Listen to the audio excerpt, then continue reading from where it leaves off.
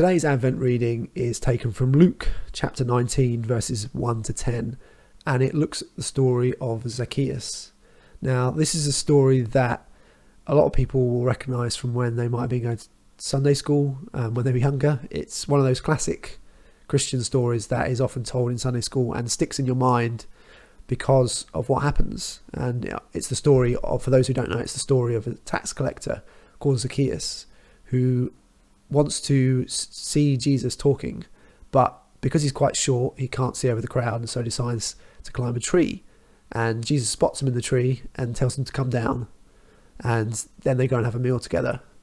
And this action kind of displeases people in the crowd, and because tax collectors were seen as some of the lowest of the low at the time, because they were both a symbol of the Roman Empire, who were ruling over the area, and were like an occupying force. And also tax collectors were often cheats and crooks, and they would take money from people and steal money, and so they were seen as pretty bad people. But Jesus, as he does multiple times throughout the Bible, forgives the sins of Zacchaeus, and Zacchaeus pledges to give away half his money and to pay back anybody who's cheated. And so obviously the kind of standard thing you look at when reading this passage is how Jesus forgives even the worst of us. But what I want to look at for today is the reaction of the crowd, and the fact that they don't want Jesus to associate with this kind of person. This isn't the first time that this comes up in the Bible. There are multiple occasions of when this is highlighted, and I think that is something that's important to look at. Jesus, he's here for all of us, but he makes this special focus on those who are lost, those who are considered the worst of the worst. And sometimes I think as Christians we can forget that these people are important.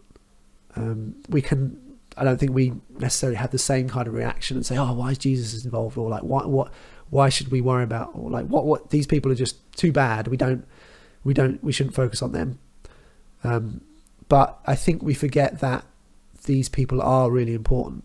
We can often focus on our own kind of groups, like our own Christian huddles, as it's often termed, and forget about those who are outside of that huddle, those who have had a harder life, those who have had real issues, those who have led lives of sin, or through either their own fault or through decisions they've chosen. But these people are also important to Jesus, and they are actually more important in many cases, and he makes that point in this passage.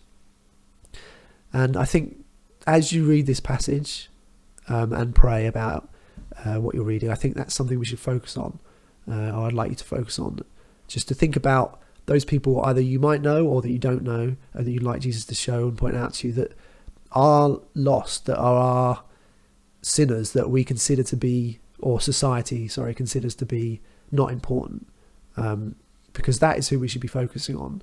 And I think this passage is leading us to reevaluate how we treat those who are not considered to be good enough in a societal context. So yeah, that's, as you read, just ask God for you to touch your hearts and to lead you to help those people who have been left behind, have been marginalised, because those are the people that are important to Jesus.